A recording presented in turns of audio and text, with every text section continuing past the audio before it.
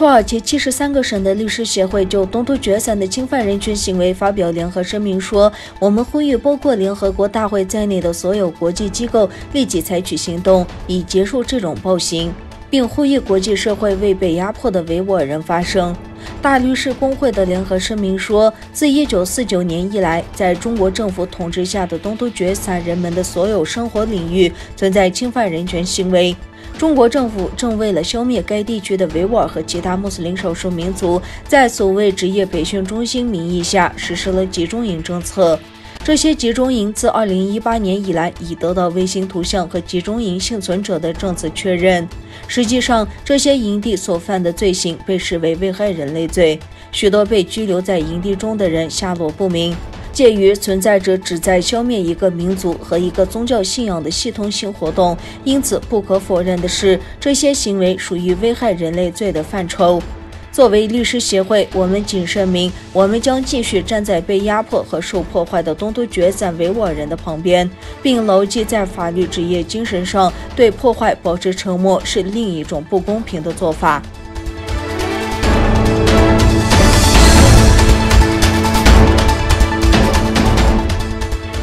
澳大利亚智库欧洲战略政策研究所指，中国在东突厥散实行胁迫性政策，导致维吾尔人和其他少数民族的出生率急剧下降。据路透社报道，欧洲战略政策研究所在前天发布的报告中引述中国官方数据称，中国于2017年在东突厥散展开控制生育率的行动后，东突厥散的官方出生率前所未有的出现急剧下降的趋势。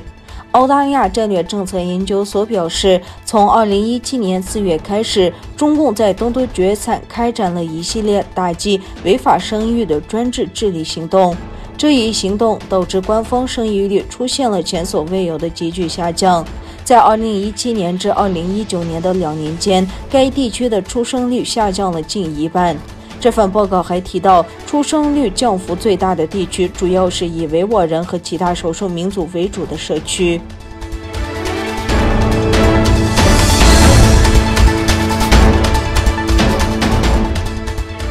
香港当局祭出国安法，揭动壹传媒集团、苹果日报创始人、民主人士黎智英壹传媒股份及个人资产。现年73岁的黎智英因其集团支持2019年爆发的反送中运动，激怒了北京。他的苹果日报坚持报道真相，在香港最动荡的时期，始终如一支持长达数月之久的民主运动。黎智英成为北京重点镇压对象的一个重要的原因是，以坚持报道真相为主的黎智英的媒体与香港同行明显不同。在北京压力下，绝大多数香港媒体采取了非常谨慎的态度。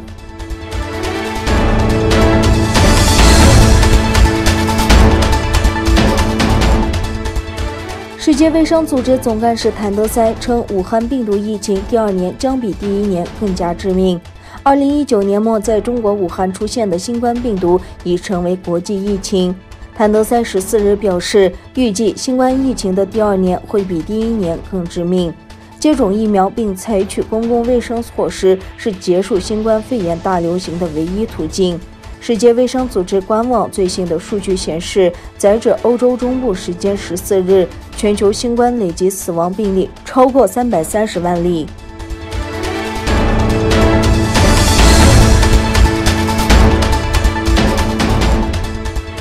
当地时间5月16日，联合国安理会以视频方式就巴以冲突问题召开紧急公开会。联合国秘书长古特雷斯在会上表示，最新一轮的暴力事件只会使死亡、破坏和绝望的循环持续下去，并将任何共存和和平的希望推得更远。古特雷斯呼吁各方必须立即停止战斗。另一方面，以色列周日对加沙发起新一轮空袭，造成至少42名巴人丧生，其中包括8名儿童。据巴勒斯坦方面的统计，到目前已有192名巴人丧生。